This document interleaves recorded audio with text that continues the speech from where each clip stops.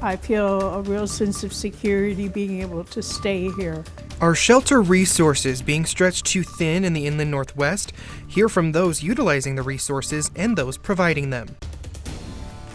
Today, a new president of the United States was sworn in. Details on what Donald Trump has accomplished in the very first day of his second term.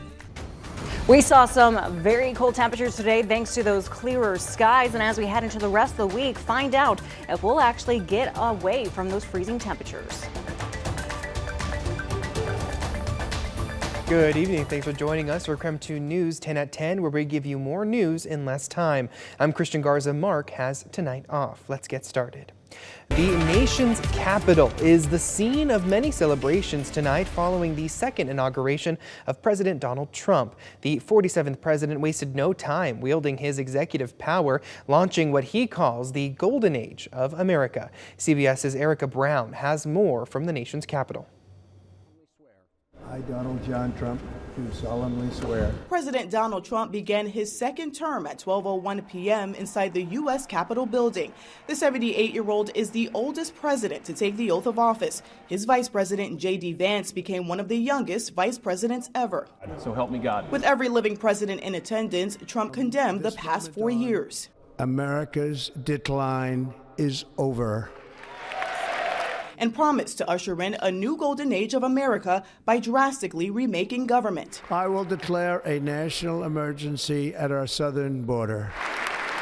We will tariff and tax foreign countries to enrich our citizens. Following the inauguration, there was a peaceful transfer of power, traditions that did not take place 4 years ago when a defiant Trump departed Washington early. The frigid temperatures outside forced inauguration events inside. The last time that happened was President Ronald Reagan's second inauguration in 1985. 20,000 supporters watched the event and inaugural parade inside a Washington, D.C. arena. The families of several Israeli hostages held by Hamas were also in attendance. So I'm going to go right over to here and I'm going to sign in front of you. Is that okay? Good. The president then signed a flurry of executive orders, reversing 78 Biden-era policies and withdrawing from the Paris Climate Treaty. Later from the Oval Office, he declared a national emergency at the southern border and signed an executive order attempting to end birthright citizenship. He also pardoned approximately 1,500 January 6 defendants, including the former leader of the Proud Boys, Enrique Tarrio. What they've done to these people is outrageous. The Department of Prisons has been ordered to immediately release them, and many supporters gathered Monday outside a D.C. jail. Erica Brown, CBS News, Washington. New Eastern Washington Congressman Michael Baumgartner was in the Capitol Rotunda today for Trump's swearing-in ceremony. He wrote on X today, "Wonderful to be at the inauguration of America's 47th president. May God bless our republic." Idaho Governor Brad Little traveled to D.C. today for the inauguration of President Trump. He released a statement expressing his excitement and hope, citing his desire to, quote, put the dysfunction of the past 4 years behind us. In case you missed President Trump's inauguration, you can watch it on our streaming app. KREM 2 Plus is free to download on Roku, Amazon Fire, and Apple TV. Plus, more on the executive orders Trump has already signed today is available right now on our website, krem.com.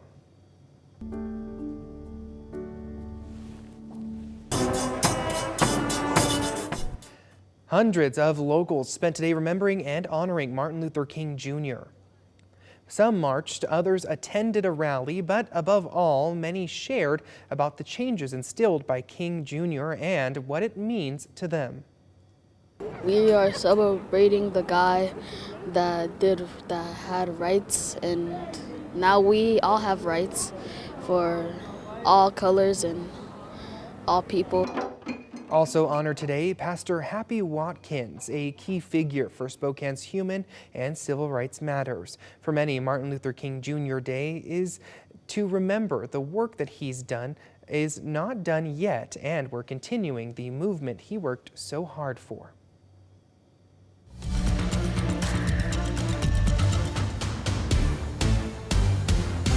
Switching things over to weather tonight, the sun hasn't been shy lately, but temperatures remain below freezing for the most part. These last couple of days have been really chilly, so let's take a look at the forecast. Meteorologist Cody Proctor. Hey, Cody. Hey there, Christian. Yeah, and it has been cold all day long. You've talked about it. I've talked about it. We've all felt it, and it's certainly the case right now. We're at 21 degrees over at the Spokane airport. The good news with this, the winds are calm, so we're not really getting much of a wind chill right now at this time, but it is cold and very cold across pretty much our entire region. Get a load of Coeur d'Alene and Sandpoint right now in the teens at this time with those clear skies. Elsewhere, we're seeing those temperatures mostly into those low to mid 20s. Across our region, we've been keeping track of some clouds moving back into our area. Will hopefully help out with the cold temperatures because once we get those clouds in, they act essentially as a blanket for us, keeping that heat in. It's when we get those clear skies that we really start to see those temperatures drop. As we head into the next 12 hours, it's going to be a cold start to tomorrow morning. Low 20s expected. Looking to see some sunshine in the afternoon. The next 3 days, expect those highs to be mostly in the low 30s.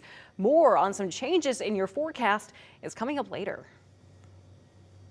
Thank you, Cody. We'll check back in with you in just a little bit. And speaking of the cold, tonight a warming shelter in North Idaho is preparing for the worst as weather is forcing more people to use their resources to avoid sub-zero temperatures. KREM 2's Connor McAvoy reports from an overnight shelter in Post Falls.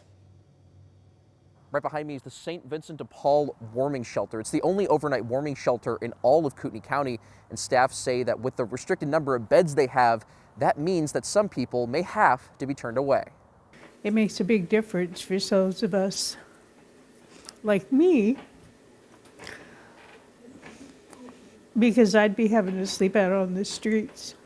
Lila Hunt is a regular visitor of the St. Vincent de Paul warming shelter. She came to Idaho from Helena, Montana, where she says the resources she needed during the winter were few and far between. And it was getting colder and colder, so I'm very blessed to have hooked up with this here. The warming shelter now has a 25-person capacity compared to its previous 60-person capacity. The previous St. Vincent de Paul warming shelter used to hold that many people before rising maintenance costs forced them to move below St. Vincent de Paul housing. As the winter nights get colder, we'll be at capacity guaranteed. Executive Director Scott Ferguson says in the past the shelter opened once temperatures reached 28 degrees or lower. He says thanks to community donations, they've been able to open their shelter at 33 degrees or lower this year, at a time when he says the need is growing. What we notice is that the waiting line, as folks are lining up to receive access to this resource, is getting longer and longer. And so we are being very intentional to make sure that we can work with our community to keep it open as long as possible. As long as possible for people like Hunt. I feel a real sense of security being able to stay here. A sense of security the shelter wants to preserve. Staff say anyone who is turned away by the shelter will be directed to the Northern Idaho Crisis Center. They'll provide transportation for anybody who needs it. In Post Falls, Connor McAvoy, KREM 2 News. And tomorrow marks the start of the point-in-time count in Spokane, where data is collected on homelessness. This helps secure funding for resources like affordable housing. The data is sent to the Washington State Department of Commerce and the U.S. Department of Housing and Urban Development. If you're interested in helping with the count, visit the website at the bottom of your screen.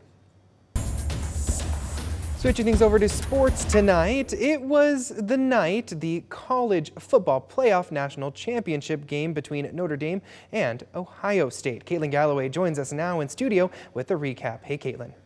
Hey, Christian. Well, it looked at some points like it could be an exciting game. Back and forth, huge scoring, a potential comeback at the end. Maybe, maybe not. Let's get to it.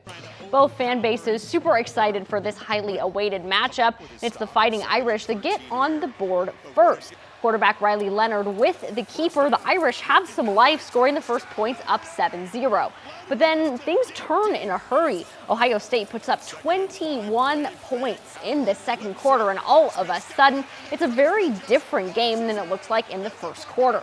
The Buckeyes score one more touchdown in the third quarter, but Notre Dame has life. They score in the third and in the fourth quarters, but they can't quite make up the deficit. Ohio State wins 34-23. Quarterback Will Howard wins the MVP. He sets a record with 13 straight completions to open the game, throwing for 231 yards and 2 touchdowns. He completed 81% of passes. Christian, back to you.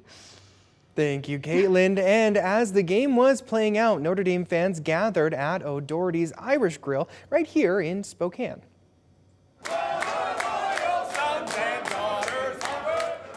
Usually, O'Doherty's is closed on Monday, but they made an exception today for the Notre Dame fans.